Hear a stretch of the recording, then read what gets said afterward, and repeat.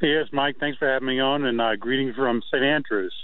Jordan Spieth is the number one story over here, trying to do something that, and maybe you can help me out, and some of your listeners. Can you think of a great sporting achievement that is yet to be accomplished? I know it's hard with some of these team sports, but you think about it, and almost everything has been done. The big stories are usually right. I mean, Triple Crown winners since 1978, and then we checked that off. They were playing before that, but Jordan Spieth trying to do something no player has ever done, win all 4 professional majors in a single year, it would be, one of the greatest achievements in the history of sports. And particularly when you look at this as a kid who's 21 years old, turns 22 in about 2 weeks. So all the focus is on him when he goes off tomorrow morning here in St. Andrews, and the big question too has been, has he prepared enough? He decided to play the week before last week at the John Deere. He won that event. He played the week before the Masters, and he did wind up doing pretty well at Augusta National. But St. Andrews is a different place. It's a place where it has a lot of intricacies. Angles are very important. Knowing where to put the ball at the tee, knowing lines to pick out. Not a lot of line marks off in the horizon. So that's been kind of 50-50 whether a lot of the pundits think he should have played or not. But I think he probably made the right decision in honoring his commitment at the John Deere and winning. And he comes in here, very, very confident. Gil, you just mentioned, by the way, it's funny that you said that because achievements in sports, we just saw one last night from a local guy. Mike Trout is from about 45 minutes from here. He's the only player ever to win the MVP of the All-Star game in back-to-back seasons. So maybe we're seeing this trend, Triple Crown, back-to-back All-Star games. Jordan Spieth gets 3 in a row at least. You look at – it's not like he came out of nowhere. I mean, he was a very high thought-of performer and player. But is he exceeding expectations at this age, or are people not surprised that he is in this position? Exceeding expectations. I think anybody who's 21 and is doing what he's doing would be exceeding expectations. I mean, even Tiger, and I don't want to start any Jordan, Spieth, Tiger Woods comparisons. Plus, I think they're two different players, and I don't think it's fair. But listen, when Tiger came out, and won right away, and won the Masters by 12 shots, to me that was exceeding expectations. That was beyond anybody's wildest dreams and Tiger's. And for Jordan in particular, because, people are still trying to put their finger on what he does well, right? Because in this day and age of long hitters and guys who have a lot of power, a lot of flash, a lot of celebrity get all the attention, and Jordan just kind of, he's an old soul, so to speak. He plays a veteran's game at age 21. It's very, very unusual, and I, people ask me, what's Jordan Spieth? What does he bring to the game? And I say he brings the pencil and the scorecard back into golf, because all it matters is what that scorecard reads, at the end of 4 rounds, and he's done that better than anybody else in the game here the last 8 months. Yeah, Gil Capps is with us, the managing editor of the Golf Channel, and he's live at St. Andrews, where the British Open is tomorrow. And he's been able to do this. Unprecedented birdies, a lot of birdie makes for him. I mean, he hasn't cracked under the pressure. I think that's been what is so impressive about a 21-year-old kid, is that he hasn't cracked when to make money, you got to hit the putts, and he's done it. He's the best putter on tour, and you're funny you mentioned that, because I actually I wrote a column on golfchannel.com about this, and about the fact that's the one common denominator for the first 2 majors of the year, is the fact that he made more birdies at the Masters than anybody had ever done, 28. He led the field in birdies at the U.S. Open with 18. That's 46 birdies in 144 holes, first 2 majors of the year. Almost 1 in 3 holes he's making a birdie, and that's unheard of. The majors say these are supposed to be the tough events, right? The tough events where pars win, par saves win, but he's doing the opposite. So it's important for him tomorrow morning to get off to a good start, because all these other majors he's gotten off to good starts, rounds in the 60s. The last 6 winners of the British Open have gotten off to good starts with rounds in the 60s. So for his confidence, it's important to right away, I think, make some putts, and it'd be something if he shot, around in the mid to upper 60s and made a statement right off the bat.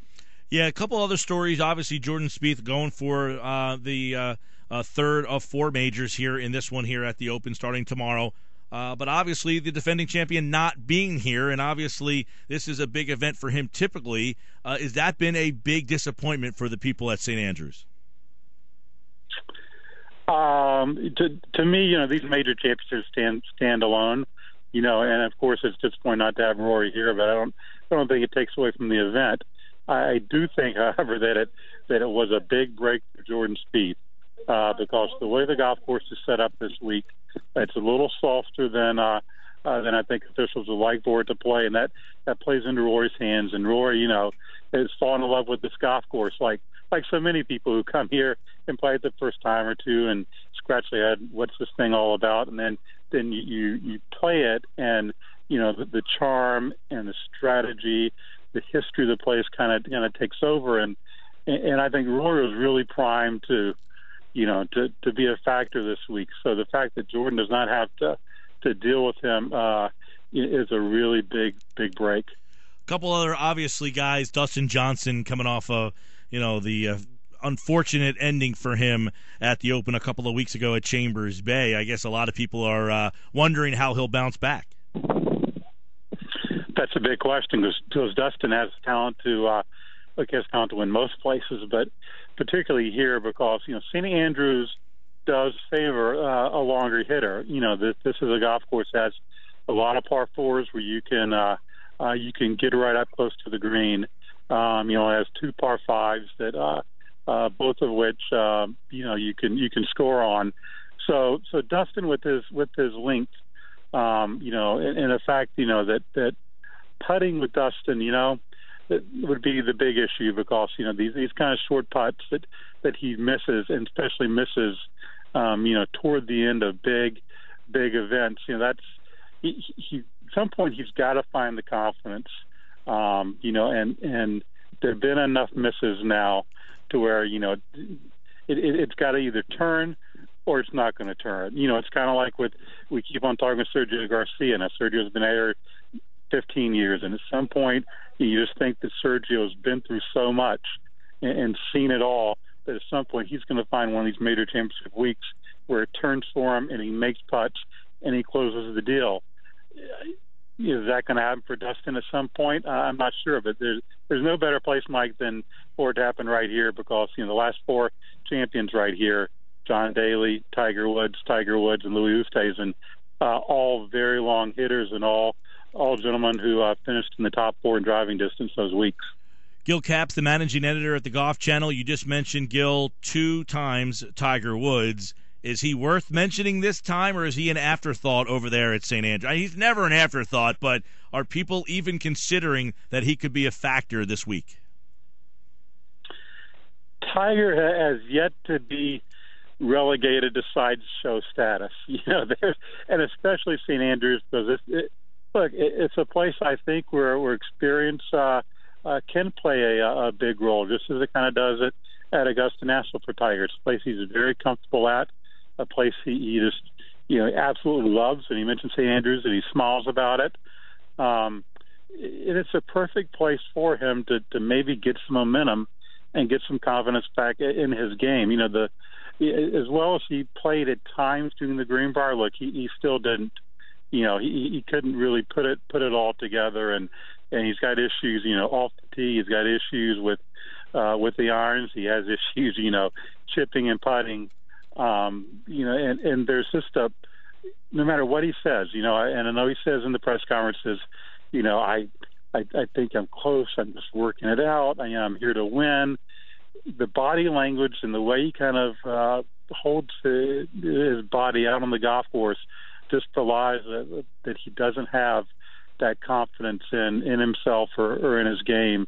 And, the longer it goes, just like missing out with Dustin Johnson, not closing out major championships like that, the longer it goes, the more questions that arise and the more, people will really start to write him off and and doubt will creep in if he'll ever, forget, at this point, forget winning major championships, forget, winning a lot of regular tour events, just being competitive and getting back in the hunt. So I think in that sense, it's an important week. But, real quickly, Mike, this topic had come up today around the Golf Channel set. What would be the bigger story for you and for your listeners on Sunday?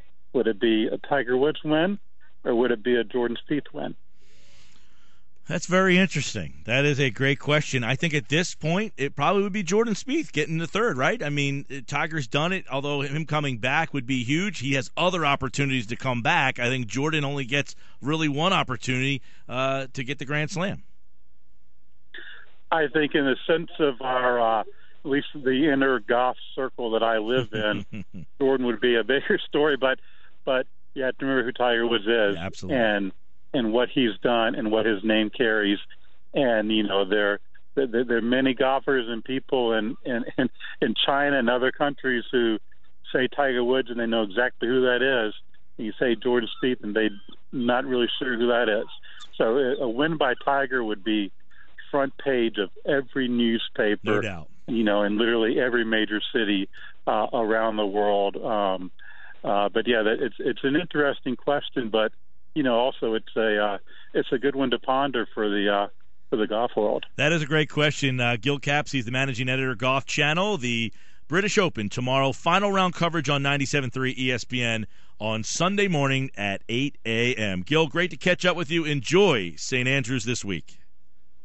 Hey, Mike, thanks so much. All the best.